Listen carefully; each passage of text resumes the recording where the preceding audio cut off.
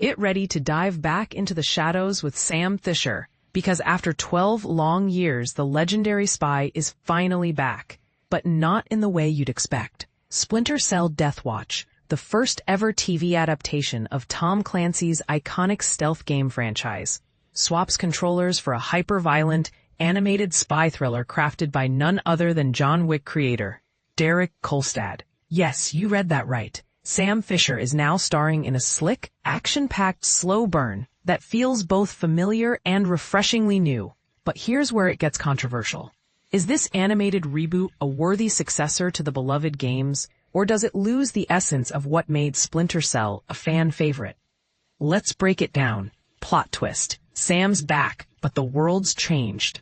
In Splinter Cell Deathwatch, the retired Navy SEAL and CIA veteran is pulled out of obscurity when a wounded young operative seeks his help. It's a classic setup, but Kolstad's storytelling keeps things intriguing. The plot unfolds like a well-constructed slow burn, with tense moments punctuated by jaw-dropping action sequences. Think John Wick meets Mission Impossible, but in a shadowy, animated world. Co-directors Guillaume Duce and Félicien Colmat-Dage nail the atmosphere, slick, grandiose, and drenched in darkness. But here's the catch. Some scenes are so dimly lit that you might find yourself squinting at the screen, wondering if it's an artistic choice or just poor lighting. Either way, it's a small price to pay for a show that looks this good. Liev Schreiber's haunting performance. Liev Schreiber voices Sam Fisher with a gravitas that feels both familiar and hauntingly new. His performance is a masterclass in understated intensity, perfectly capturing the weariness of a retired agent forced back into the game. But the real standout is Kirby Howell-Baptiste as Zinnia McKenna, a scorned spy whose ex holds the key to preventing a global energy crisis. Zinnia's every word drips with venom, and her dynamic with Sam is a highlight of the series. Watching these two, one a seasoned veteran, the other a fiery newcomer, learn from each other is a treat. And this is the part most people miss. Their partnership isn't just about saving the world. It's about bridging the gap between old-school tactics and modern espionage. Action that packs a punch. If you're craving violence, Deathwatch delivers in spades. The action is straight out of the John Wick playbook. Clever gunplay, frenzied hand-to-hand combat, and precision strikes that feel lightning fast. The animation, courtesy of Creature and Fost, is nothing short of incredible. The fluidity of the movements, the realism of the limb articulation, it's all there.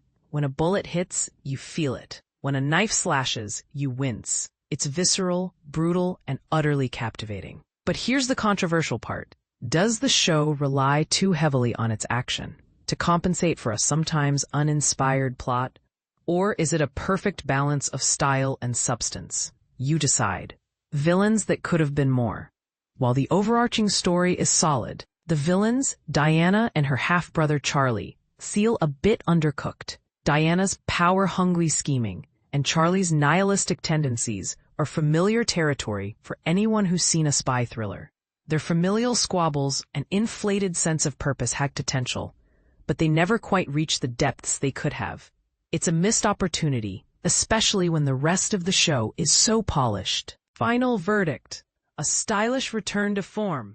Overall, Splinter Cell Deathwatch is a quick, stylish injection of espionage and action that fans of the genre will devour. Sure, some parts of the story feel uninspired, but Kolstad's cast of characters and the show's jaw-dropping action sequences more than make up for it.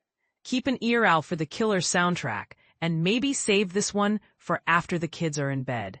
It's violent, it's visceral, and it's a worthy addition to the Splinter Cell legacy. But here's the question.